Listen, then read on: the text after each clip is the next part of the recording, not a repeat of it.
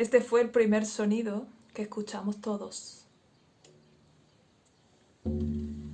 El corazón resonante de nuestra madre, a través de la placenta, a través del líquido amniótico, generando ese estado de protección y de unidad absoluta, donde éramos uno con nuestra madre y éramos uno con la vida en general.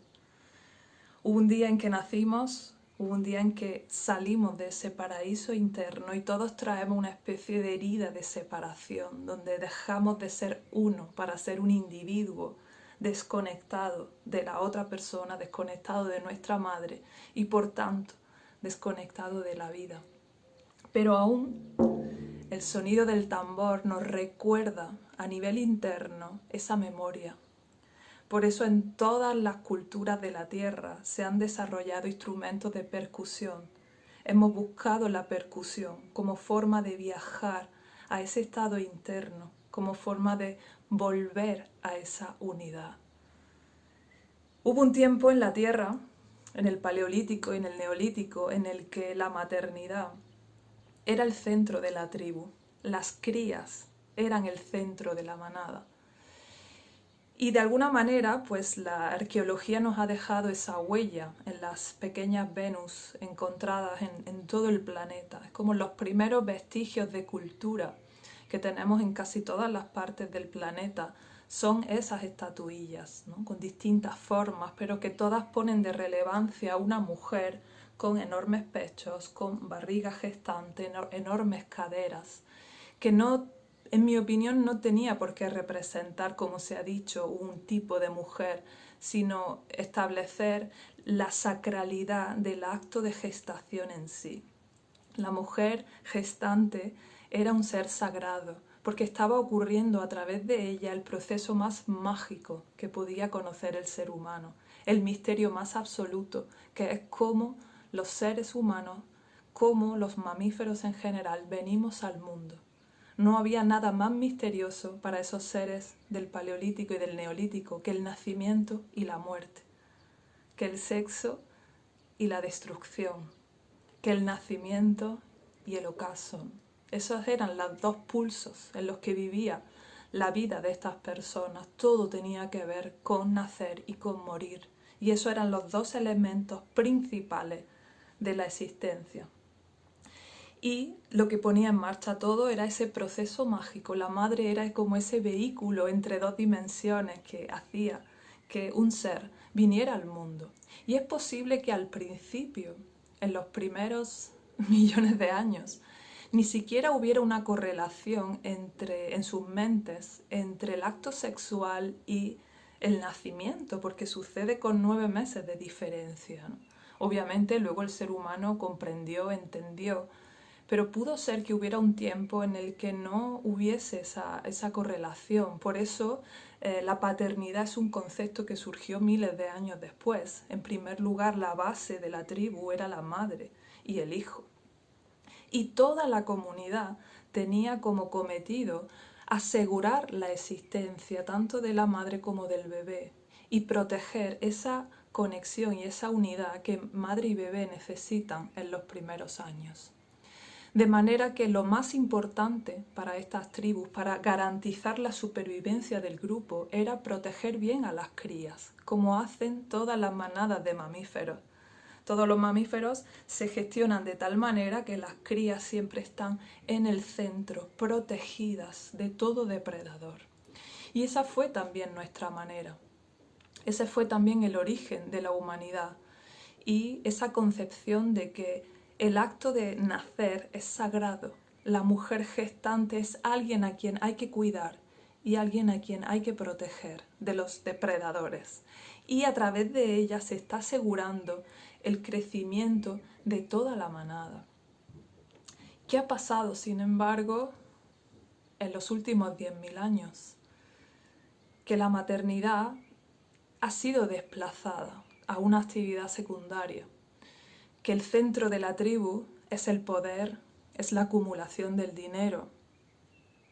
Y de alguna manera hemos convertido la maternidad, en lugar de ser ese acto sagrado y en vez de ser la gestante protegida por toda su comunidad, hemos creado un sistema de vida en el que todos estamos en función de la búsqueda de dinero, todos estamos poniendo el trabajo en el centro de nuestra vida. ¿Y eso qué hace? Que para poder seguir manteniendo el trabajo en el centro de nuestra vida, porque es una cuestión de supervivencia y a veces también de desarrollo personal, tenemos que renunciar a muchísimas cosas. Y hoy día la maternidad se ha convertido en un gran sacrificio, que está lleno de renuncias constantes, renuncias a la vida propia, renuncias al desarrollo profesional. Incluso cuando se vive en pareja no son solo renuncias de la mujer, de la madre, sino también de la pareja, ¿no? Una pareja sola es insuficiente para criar a un niño. Sabemos que hace falta una tribu entera para eso, hace falta una sociedad que permita que los padres puedan cuidar a sus hijos, que puedan ser sostenidos por el resto de la comunidad para garantizar que por lo menos durante los primeros años de vida ese niño siempre tenga un contacto físico, ¿no? O una atención constante y cercana. Y claro, si no pueden ser cuando en otras épocas vivíamos en comunidades, pues si la madre no estaba, pues estaba la tita, la prima, el primo o el tito, ¿no? Siempre había una persona que pudiera garantizar la conexión emocional del niño. Pero hoy día una familia sola es muy poca cosa y necesitan sacrificar muchísimo de sí mismos para poder resolver todas esas exigencias, las exigencias sociales y las exigencias familiares. Y luego, pues lo más grave, ¿no? Las autoexigencias del tipo de madre o del tipo de padre que uno se imagina que debe ser, toda esa ideología del sistema que nos pone una idea de lo que se supone que tiene que ser una madre perfecta y de lo que se supone que tiene que ser un padre perfecto. Entonces yo muchas veces cuestiono esa separación obligada que todos tenemos de nuestra madre, pero intento no culpabilizar a las madres ni a los padres de esta cuestión. No tiene que ver con los actos individuales de cada madre y de cada padre que hacen lo que pueden en su situación individual. Para mí es una cuestión de civilización. Es verdad que hay padres un poquito más conscientes que intentan dar una crianza un poquito más consciente, pero igualmente la mayoría de las veces se ven atados de manos y piernas. Para mí hace falta un cambio de civilización global en la que los niños vuelvan a ser el centro, vuelvan a ser lo más importante y toda la comunidad se articule para poder protegerlos y para poder darles todas esas necesidades emocionales y vitales que necesitan en los primeros años. Por eso estamos viendo que las propias ciudades no están hechas para los niños, las casas no están hechas para los niños, se encuentran con obstáculos constantes, con peligros constantes, por eso los padres no pueden estar nunca tranquilos, nunca pueden dejar un poco a que los niños se desarrollen y se expandan en su necesidad de curiosidad, porque hay peligros por todas partes. Hemos construido un mundo peligroso para ellos, donde no pueden ser libres y hay que estar reprimiéndoles constantemente para protegerlos, ¿no? Con la buena intención de los padres de protegerlos. Incluso en esta situación que estamos viviendo, en esta cuarentena, hemos visto cómo pues, las necesidades de los niños han sido postergadas bastante, ¿no? Como si realmente no existieran, como si no fuesen parte de este sistema, como que de alguna manera se les anula, ¿no? Por un lado a los adultos se nos infantiliza, no explicándonos las cosas, pero por otro lado a los niños se los anula completamente y no se contemplan sus verdaderas necesidades. Entonces, ¿qué sucede? Que cuando el niño o la niña no puede tener en sus primeros años el acceso emocional a otras personas, el acceso a su tribu, una tribu constante, que lo proteja, que lo sostenga, que lo mantenga, desarrolla una especie de carencias y de vacíos internos que cuando somos adultos seguimos arrastrando. Y ese vacío al que ya me he referido en muchos vídeos tiene que ver con esto. Tiene que ver con que no tuvimos el suficiente afecto, no tuvimos la suficiente protección, porque la maternidad, las crías y el bienestar de las crías no es lo más importante de esta sociedad. Y gran parte de las patologías que tenemos hoy día como seres humanos, las depresiones, parte de, bueno, de los trastornos internos que tenemos, viene de esas heridas. Y sí, podemos, ahora como adultos, podemos volver a esa herida. De hecho, ese es el único sistema que yo conozco y de hecho mi método se basa en eso. Hay que ir cerrando esas heridas, hay que ir tocándolas, liberándolas y luego aprendiendo a ser nosotros padres y madres de nosotras mismas y de nosotros mismos. Para mí ese es el proceso de recapitulación de nuestra infancia para poder encontrar de nuevo el centro, para poder encontrar la simbiosis con la vida y con el universo, ¿no? Para poder encontrar en nosotros ese estado de unidad. Entonces, en la meditación y en los caminos espirituales siempre se habla de ese estado de unidad, como ese estado de iluminación. Es un estado en el que te sientes en simbiosis y en conexión con la vida, ¿no? Y desaparece un poco ese personajillo interno, que es el que nos separa, ¿no? El que nos hace sentirnos distintos al que tenemos enfrente.